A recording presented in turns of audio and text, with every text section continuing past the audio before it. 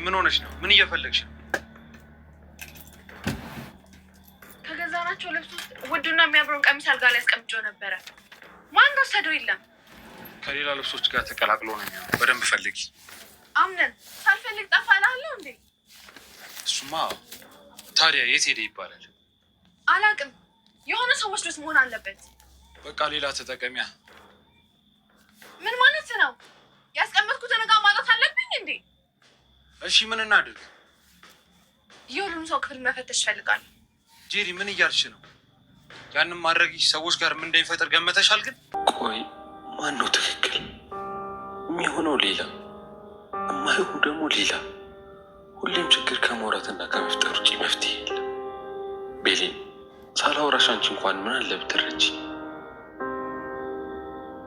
ሲፈን ከአጠገቡ ተቀምጣ ምንም ያልመሰለችው ሙስጠፋ አሁንም ከስልኩ ውጪ ማንንም ማናገርም ሆነ ማውራት አልችልም በማለት አጠገቧ ቁጭ ብሎ ስልኩን እየነካካ ይገኝ ነበረ። በዚህ ነገር እጅግ በጣም የተበሳጨችዋ ሲፉ ቆይ ለምንድነው ብቻህን እየሳክ ያለኸው? ለምንስ ነው ብቻህን የምትጃጃለው? ትለው ነበረ። ሙስጠፋም ብቻዬን አይደለሁም ከአንዲት እንስት ጋር እያወራሁ ነው በማለት ሲፉን እያበሳጫት ይገኛል። ሲፈንም እንዴት እኔ አጠገብክ ቁጭ ብዬ ከሌላ ሴት ጋር ታወራለክ? ቆይ እኔስ? ትለው ነበረ። ታዲያ ሙስጠፋን በዚህን ሰዓት ሲፉ አንቺ የት ትሄጂብኛለሽ? አንቺ እኮ አብረሽኝ ነው ያለሽው። ይቺ መልአክ የመሰለች ልጅ ግን እንድታመልጠኝ አልፈልግም ይላት ነበረ። ሲፉም ቆንጆ ናት እያለችም መጠየቋን ቀጠለች። አዎ ቆንጆ ናት፣ እጅግ በጣም መልአክ የሆነች ልጅ ነች ይላል ሙስጠፋ። መስማማት ያቃታቸው ሜርሲና አያታቸው ሴማ ጸባቸው አሁንም እንደቀጠለ ይገኛል። እናት ሴማ ሳያቸው አልወደድኳቸውም የሚሉት ሜርሲን እና በዙሪያዋ ያሉትን ሰዎች እየሰማች እንዳልሰማ በመሆን ነገሮችን እያዳገመቻቸው ትገኛለች። ሜርሲም በዚህ ነገር እጅግ በጣም ተበሳጭታ አያቴ ሴማ ቆይ ለምንድን ነው እኔ ላይ ስትደርስ መስማት እየቻለች እንደማትሰማ የምትሆነው? ትል ነበር። እዚህ ቤት መቀበጧ እጅግ በጣም እየጨነቃት የምትገኘዋ ሜርሲ አምነን ቆይ እኔ እዚህ ቤት መኖሬ እየከበደኝ ነው ስትልም አምነንን እየጠየቀችው ትገኛለች። ታዲያ አምነንም እባክሽ ሜርሲ ምንም አትጨነቂ፣ ይህ ቤት እንደ ቤታችን ነው። ስለዚህ ካሁን በኋላ ሀሳብሽን ጥለሽ እንድትቀመጪ እፈልጋለሁ ይላት ነበረ።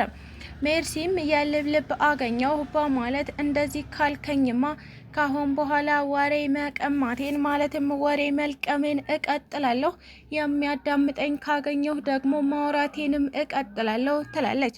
ሰላም ሰላም፣ ጤና ይስጥልኝ ውድና የተከበራችሁ ቤተሰቦቼ እንዴት ናችሁ?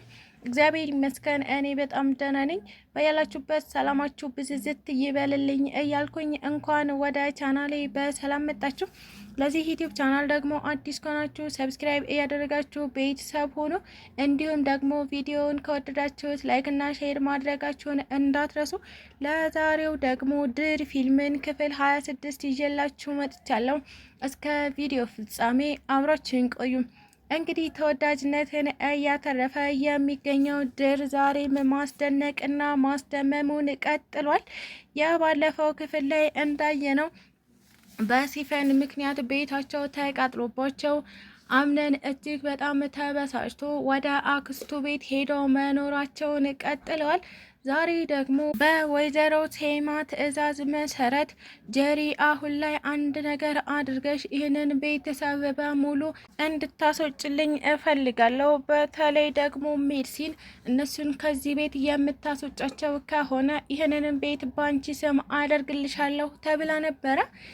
ጀሪም ከአምነን ጋር የሚያያይዛት ልጇ ነበረ። ልጇንም ስላጣች አሁን ላይ ወደዛ ወደዚህ ብዬ አንድ ከአምነን ጋር የሚያኖረኝ ነገር መፈለግ አለብኝ ብላ በማሰብ ጀሪ የምትፈልገው ከአምነን ጋር መኖሩን ሳይሆን የአምነንን ገንዘብ ስለሆነ እኔ ደግሞ ይህ ቤት በእኔ ስም ከሆነልኝ ሌላ ነገር አልፈልግም በማለት ከዚህ ቤት እያንዳንዳቸው ማስወጣት አለብኝ ስትል ከቤሊን ልጀምር በማለት ቤሊንን ለማስወጣት ሞክራለች። ቤሊንም እዚህ ቤት እኔን ማንም አያምነኝም፣ አምነን ለምን አንተ እንኳን አታምነኝም? እኔ እኮ ቤሊ ነኝ፣ የማታቀኝ ሰው አይደለሁም ብትለውም ነገር ግን አምነን አሁን ላይ ማንን ማመን እንዳለበት ግራ ገብቶታል። ጀሪ ባለቤቱ ናት። ቤሊን ደግሞ የሚያፈቅራት ልጅ ነች። ስለዚህ ማናቸውን ልመን እያለ እየተወዛገበ የሚገኘው አቶ አምነን ጀሪን በማመን ቤሊንን ሌባ እያላት ይገኝ ነበረ። እንግዲህ ቤሊን ባላደረገችው ድርጊት እየተወቀሰችና እየተሰቃየች ትገኛለች። ታዲያ ቤሊንም የማይሆን ሰው ነበረ ያፈቀርኩት፣ አንደኛ ባለትዳር ነው፣ ሁለተኛ ደግሞ እኔን በጭራሽ አያምነኝም፣ ታዲያ እንዴት ከሱ ፍቅር ያዘኝ እያለች አሁንም በፍቅር ዙሪያ እየተሰቃየች ትገኛለች። በሌላ በኩል ደግሞ ሜርሲ ቤሊን ላይ ሌላ ስቃይ ጨምራባት ነበረ። እሱም ምንድን ነው? እናት ሴማ እኔን እንደማትወደኝ ታውቂያለሽ፣ ስለዚህ እሷ ስለ እኔ ምን እንደምታስብ እየሰለልሽ ትነግሪኛለሽ የሚል ትዕዛዝ አውጥታባታለች።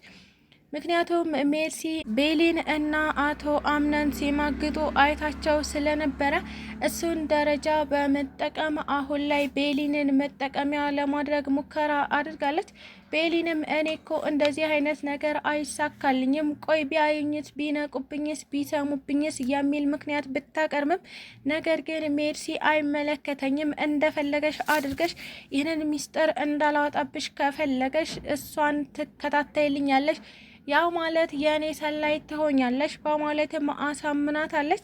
አሁን ላይ ግራ እየተጋባች ያለችው ቤሊን ከእናት ዛሃራ ውጪ ማንም ሰው አይረዳትም፣ እናም ማንም አያምናትም።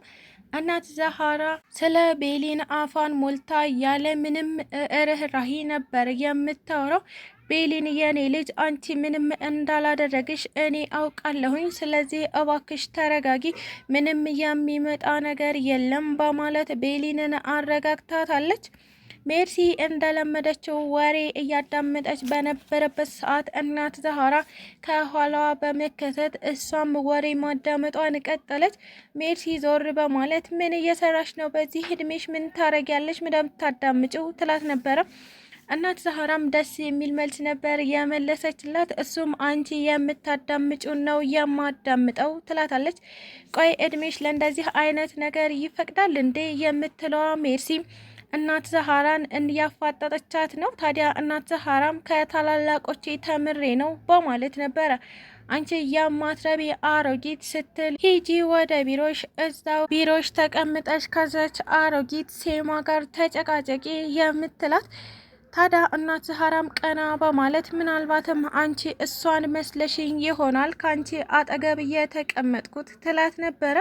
ሜርሲን በዚህ ነገር እጅግ በጣም ተበሳጨች። እናም አምነን ወደ እነሱ ሲመጣ እየተሯሯጡ መታጠቢያ ቤት ገብተው ይገኛሉ።